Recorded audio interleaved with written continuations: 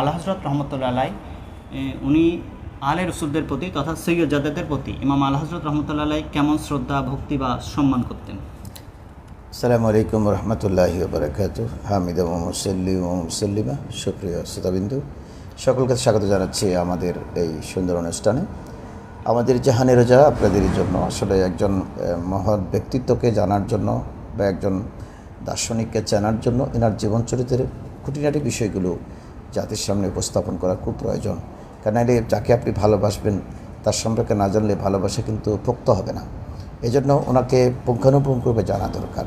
আমরা এই অনুষ্ঠানটি মূলত সেজন্যই চালু করেছি, আশা করি আপনাদের ভালো লাগবে।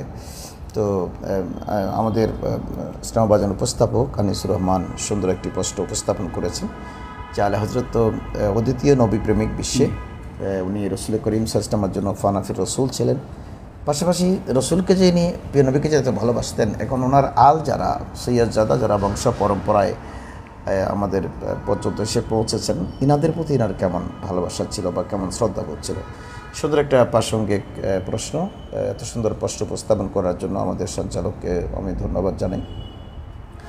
আসলে আলা হযরত তো ফানাফির রসুল ছিলেন। রসুল পাক সাল্লাল্লাহু আলাইহি ওয়াসাল্লামের অদ্বিতীয় আশিক রসুল।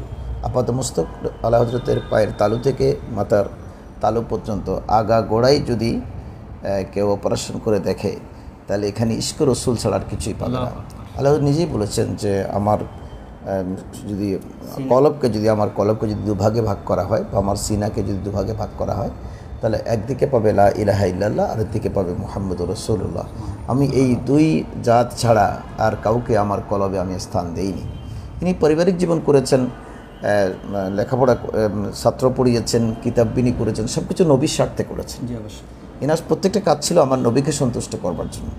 তো এখন প্রশ্ন আসছে যে আলা হযরত আলী রসুলকে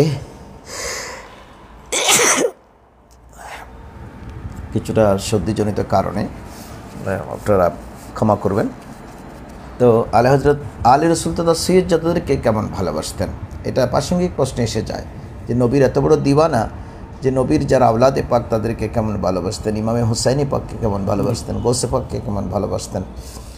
কারণ আলা হযরত সৈয়দজাদা ছিলেন না, ইনাদের প্রতি কেমন শ্রদ্ধাবোধ ছিল। আসলে এটা বংশ পরম্পরায় আলা হযরত এনাদের প্রতি অগাধ শ্রদ্ধা এটা কিন্তু বংশ পরম্পরায় চলে আসছেন। বেরেলিতে একটা মহল্লা ছিল নৌ মহল্লা নামে, ওই মহল্লাতে কিছু সৈয়দজাদা বসবাস করতেন। ইনারা অন্যকান থেকে হিজরত করে বসতি স্থাপন করেছেন বেরেলিতে। তো আলা হযরতের দাদাজান কাবলা হযরতে মুফতি রাজা আলী খান রহমতুল্লাহ আলাইহি প্রত্যেকদিন ফজরের নামাজ পড়ে ওই মহল্লায় যেতেন, ইনাদের সাথে দেখা করতেন, দোয়া নিতেন। দোয়া নেওয়ার পরে আবার ইনাদের খোঁজ খবর নিতেন কোনো অসুবিধা আছে কিনা, মানে দৈনন্দিন খাবার দাবার, ইনাদের টাকা পয়সা কোনো সমস্যা আছে কিনা এটা জেনে আসতেন প্রত্যেকদিন। এটা রুটিন ওয়ার্ক ছিল। ঠিক একজাক্টলি উনি দিনে থেকে পর্দা করবার পরে হযরতে মুফতি নকিয়া আলী খান রহমতুল্লাহ আলাইহি আলা হযরত আব্বাজান কাবলা ইনারও দস্তুর সেটা ছিল। ফজরের নামাজ আদায় করার পরে ওয়াজিফা পড়বার পরে ইনার হেঁটে হেঁটে ওই নৌ মহল্লায় চলে যেতেন। নতুন সেই এলাকা, যে এলাকায় ওরা বসতি স্থাপন করেছিলেন, একাধিক সৈয়দজাদা ওখানে থাকতেন, এনাদের খোঁজখবর নিতেন, এনাদেরকে সালাম করতেন, দোয়া করতেন। আরেকটি দস্তুর ছিল যে আলা হযরত দাদাজান কেবলা থেকে দাদাজান কেবলা আব্বাজান কেবলা আলা হযরত এনাদের দস্তুর ছিল যে এনাদের ঘরে কোনো প্রোগ্রাম হলে, এনাদের ঘরে যদি কোনো আয়োজন থাকে, যেমন 11 শরীফ 12 শরীফ এগুলো নিয়মিত হতেন, তো এই প্রোগ্রামগুলোতে অবশ্যই সৈয়দজাদাদেরকে প্রথমে দাওয়াত করতেন। এনাদের ঘরে যে কোনো মেজবানি, যে কোনো জিয়াপত, যে কোনো বিয়ে শাদী যত আয়োজন থাকবে আগে সৈয়দজাদাদেরকে এনে দাওয়াত দেবেন। ইনারা প্রথমে আসবেন, ইনাদের মেহমানদারি করবেন, মেহমানদারি করার পরে তারপর অন্যান্য মেহমানদেরকে মেহমানদারি করবেন। এটা ছিল এনাদের পারিবারিক দস্তুর।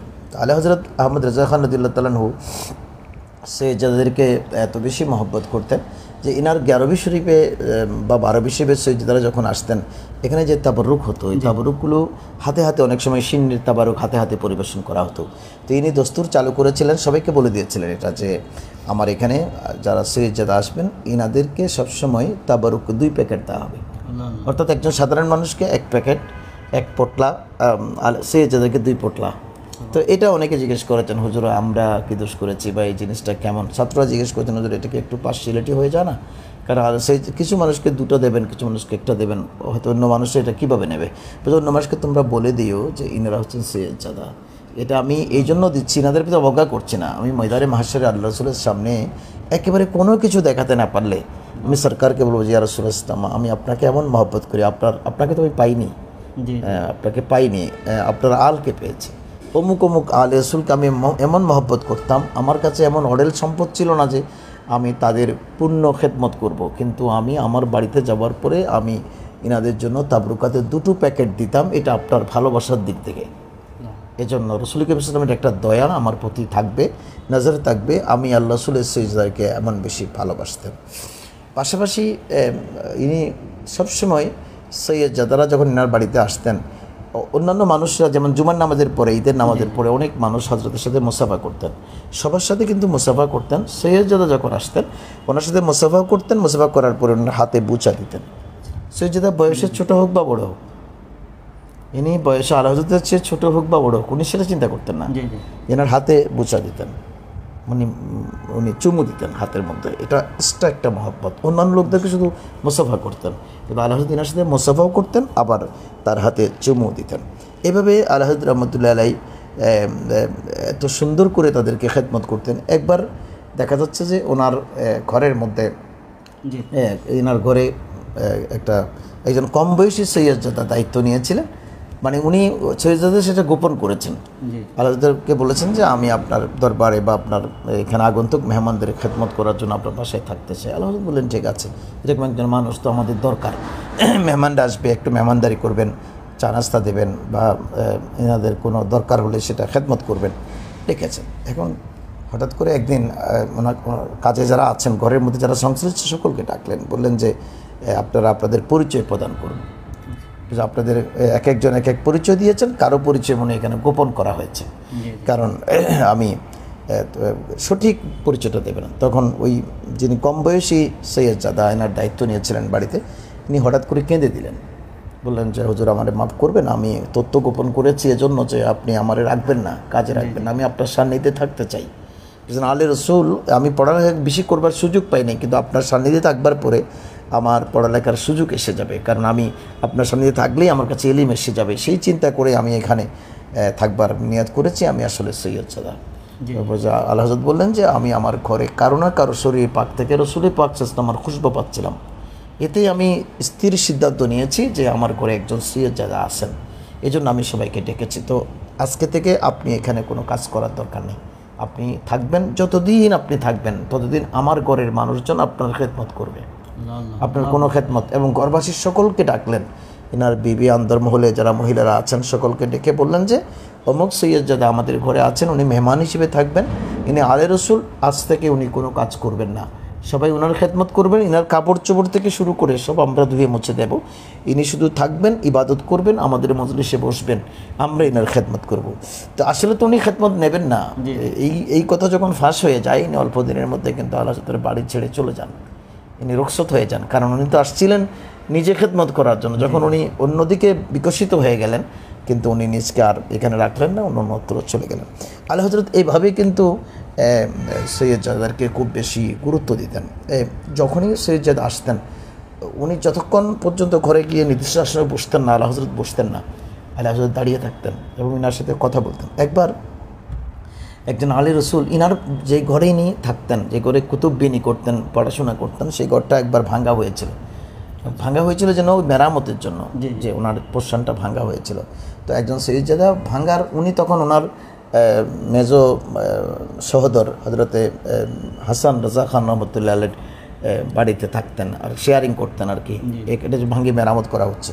তো একজন সৈয়দজাদা, উনি তো আগে ওখানে আসছিলেন, মনে করেছেন এখনও তারা ওখানে আছে, ঘর মেরামত এখনও কমপ্লিট হয়নি। তো উনি ওই একবার দেখে গেছেন, তৃতীয়বার আসবার পরে আলাদা তখন ওই ঘরে উঠে গেছেন, কিন্তু উঠে যাওয়ার পর উনি মনে করেছেন আগের মতোই, এখনও উঠেন নাই, তারা ওই ঘরে আছে। উনি ওই অন্দরমহলে চলে যাচ্ছিলেন, ঘরের ভিতর ঢুকে যাচ্ছিলেন আর কি। ঢুকে গিয়ে মাঝপথে গিয়ে দেখলেন যে মহিলাদের আনাগোনা, ওরা এদিক দিক বেদিক ছুটাছুটি করছেন, পর্দার আড়ালে চলে যাচ্ছেন। তখন উনি খুব শর্মিন্দা হলেন। স্বাভাবিক, আমি কোনো মহিলা বেষ্টিত ঘরে যদি আমি হঠাৎ ঢুকে যাই, তা আমার কাছে একটু আনইজি ফিল হবে না? কিন্তু আমি হঠাৎ করে কোথায় চলে আসলাম, মা বোন আমাকে দেখে দৌড়াদৌড়ি করছেন। তো উনি মাথা নিচু করে চলে আসছেন, এই মতো আলা হযরত গিয়ে পৌঁছলেন। হযরত বললেন হযরত আসেন।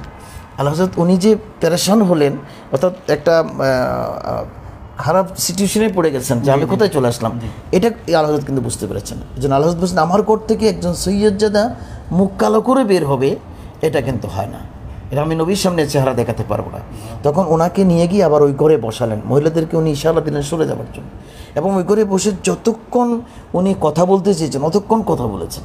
মহিলার আন্দোলন হলে পালিয়ে যাবে যে, কিন্তু ওনাকে বসিয়েছেন এই জন্য উনি যেন আগের সেই মেন্টালিটিতে ফিরে আসে।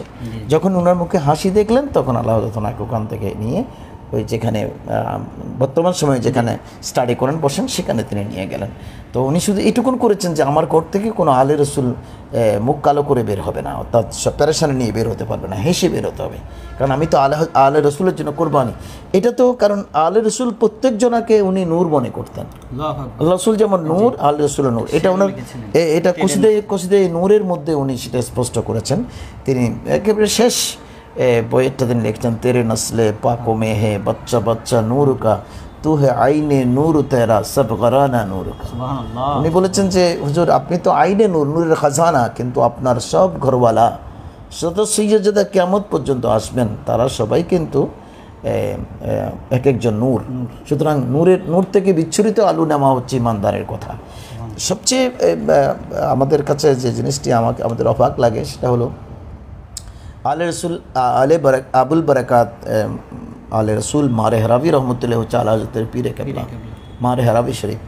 তো সেখানে আলা হযরত যখন যেতেন স্টেশন থেকে পীরে কেবলার খানেকা শরীফ বহুত দূরে, কিন্তু ওই স্টেশন থেকে তিনি গাড়িতেও চড়তেন না, পায়ে জুতোও পড়তেন না, গাড়িতে চড়তেন না, হেঁটে পীরের বাড়িতে হেঁটে যেতেন। তো অনেকে জিজ্ঞেস করছেন কষ্ট হবে, বলে শোনো যেই রাস্তায় আলে রসুল হেঁটেছেন সেই রাস্তায় আলা হযরত গাড়িতে চড়তে পারে না, এবং ওই রাস্তায় আলা হযরত জুতা পড়তে পারে না পুরো সময়। এবং মারেহারা শরীফ থেকে যদি কোনো মেহমান আলা হযরতের বাড়িতে আসতেন, মাঝে মধ্যে ওনার পীরে কেবলার আবুল বারাকাত আলে রসুল রহমতুল্লাহ আলহের সাহেব জাদারা আলা হযরতের বাড়িতে আসতেন মেহমান হয়ে, বার্ষিক ঈদে মিলাদুন্নবী মাহফিলে গেস্ট হয়ে আসতেন।